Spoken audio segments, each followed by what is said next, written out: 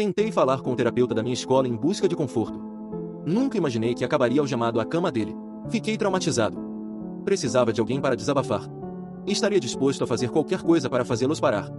Jamais pensei que procurar um terapeuta tornaria meus problemas piores. O que mais me machucou foi a falta de compaixão dos meus pais. Eu ainda os amava, então não queria chamar a polícia e vê-los presos para sempre. Minha mãe era completamente amarga e insensível, e meu pai parecia desprovido de qualquer emoção. Surpreendentemente, não me tornei um psicopata, considerando que nasci em uma família deles. Minha única opção era o psicólogo da escola. Para proteger sua privacidade, o chamaremos de Dr. Tanner. Como na maioria das escolas de ensino médio, um psicólogo está sempre disponível durante o horário escolar para ajudar os alunos com aconselhamento emocional, acadêmico, social, comportamental, etc. Para ser honesto, nunca vi nenhum aluno conversando com o Dr. Tanner. Todos os dias, eu passava por seu escritório a caminho da cafeteria e espiava pela pequena janela da porta. Ele sempre estava sozinho lá, trabalhando em alguma papelada. Acho que a maioria das crianças tinha medo de falar sobre seus problemas com um adulto que era praticamente um estranho. Agora, entendo a horrível verdade do porquê os alunos não o procuravam. Finalmente, reuni coragem para conversar com ele e desabafar. Fui até sua porta durante o intervalo e bati na janela. Pude vê-lo erguer a cabeça, sorrir e me fazer sinal para entrar. Assim o fiz.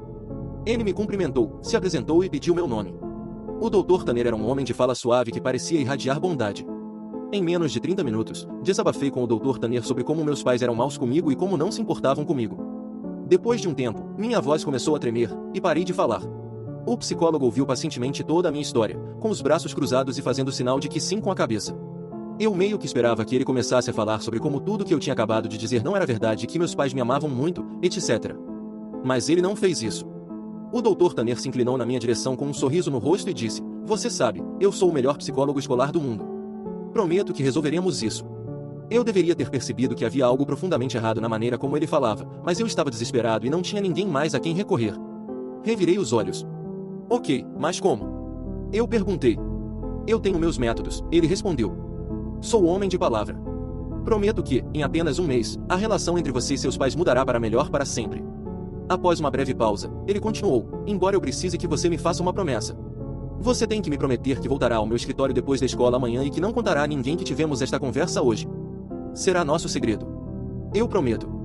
No dia seguinte, voltei ao Dr. Tanner após a escola. Era por volta das 16 horas quando entrei em seu escritório. Depois de um caloroso acolhimento, ele me pediu para me sentar novamente à sua frente. Ao sentar, vi o Dr. Tanner fechar as persianas da pequena janela da porta. Ele sorriu. "Agora temos toda a privacidade de que precisamos."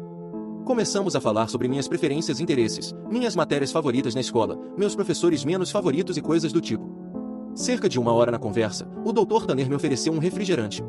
Aceitei com prazer, já que meus pais nunca me deixaram tomar refrigerante. O Dr. Tanner se inclinou para sua geladeira miniatura, pegou 2 latas de refrigerante e as colocou sobre a mesa. Depois, continuamos a falar sobre o que estava acontecendo em minha vida. Mas não demorou muito para eu desmaiar devido a alguma substância que o Dr. Tanner colocou em minha bebida. Levou alguns minutos para eu ajustar minha visão embaçada ao acordar, e quando fiz, não sabia o que pensar. Eu estava algemado a uma cama, e minha boca estava selada com fita adesiva. Imediatamente comecei a entrar em pânico, me contorcendo e puxando as algemas, mas desisti em breve. Meus olhos se arregalaram de incredulidade ao olhar ao redor do quarto. Havia posters de super-heróis pregados nas paredes e fotografias de atletas famosos nas prateleiras. No meio do quarto, havia uma televisão antiga e vários cartuchos de jogos do Super Nintendo empilhados ao lado dela. Eu não sabia o que pensar. Aqui estava eu em um quarto cheio de brinquedos pelos quais a maioria das crianças morreria de alegria, exceto que eu estava algemado à cama. Meu estômago afundou novamente quando a porta se abriu e o Dr. Tanner entrou. Ele se sentou na beira da cama. "Agora ouça", ele disse. "Lembre-se de que estou aqui para te ajudar, e eu nunca faria mal a você, certo?" O Dr. Tanner removeu gentilmente a fita adesiva da minha boca e depois as algemas das minhas mãos. Meu primeiro instinto foi começar a chorar, mas algo no Dr. Tanner me fez sentir seguro. Ele sorriu para mim. "Você vai ficar aqui por um tempo", ele continuou. "E durante esse tempo, você pode brincar com qualquer brinquedo deste quarto enquanto estiver em casa. Mas quando eu sair, vou precisar algemar uma de suas mãos de volta à cama. Você ainda pode assistir televisão, mas quero que assista apenas ao canal de notícias quando eu estiver fora." Fiquei em silêncio, ainda tentando processar as informações que ele me deu. O Dr. Tanner bateu em meu joelho. "Vai, divirta-se. Voltarei na hora do jantar." Ele se levantou da cama, atravessou o quarto e ligou a TV antes de trancar a porta atrás de si. Vários minutos se passaram antes de eu perceber que o Dr. Tanner não estava brincando. Tudo o que me restava fazer era ligar o Nintendo e jogar Mario até o anoitecer. Por volta das 19 horas, o Dr. Tanner retornou ao quarto com 2 pratos de purê de batata e tiras de frango. Finalmente, reuni a coragem de perguntar a ele quanto tempo eu ficaria naquele quarto. Bem, cerca de um mês, ele respondeu. Você aguenta algumas semanas? Tenho algumas coisas para fazer. Na manhã seguinte, acordei com o Dr. Tanner me acariciando a cabeça. Ei, amigo, você não precisa acordar agora, se não quiser, mas vou precisar colocar isso de volta, ele sussurrou, prendendo a algema de aço frio no meu pulso. Olhei para ele. Ele estava usando uma camisa social e calças, com um paletó sobre os ombros e uma mala ao seu lado. Ele parecia exatamente como sempre quando via na escola. Antes de sair, ele colocou o controle remoto da TV ao meu lado e disse para eu ligá-lo e assistir as notícias. A primeira coisa que vi ao ligar a TV foi um segmento de notícias de última hora. Um policial importante estava em um pódio cercado por pessoas com microfones.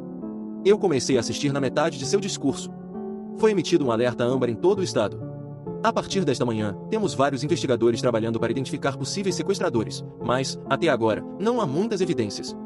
Funcionários da escola afirmam que o garoto foi visto pela última vez por volta das 4 ou 5 da tarde ontem. Comecei a me sentir enjoado quando uma foto minha apareceu na tela. Era a minha foto do anuário do ano passado. Legendas para a foto exibiam meu nome e idade, minha escola e minha cidade. Acima da minha foto, havia títulos alternados: FBI inicia busca por criança e sequestrador desconhecido e possível fugitivo. A transmissão ao vivo continuou, e duas figuras que logo reconheci como minha mãe e meu pai subiram ao pódio. Ambos pareciam ter os olhos vermelhos. Lágrimas escorriam pelo rosto de minha mãe enquanto ela segurava um microfone. Nunca tinha visto tanta emoção vindo dela, enquanto chorava na televisão ao dizer coisas como: por favor, devolvam meu bebê para mim, estou tão arrependida e, por favor, volte para nós. Quando meu pai pegou o microfone, quase esperava que ele fosse impassível, mas ele também tinha lágrimas nos olhos.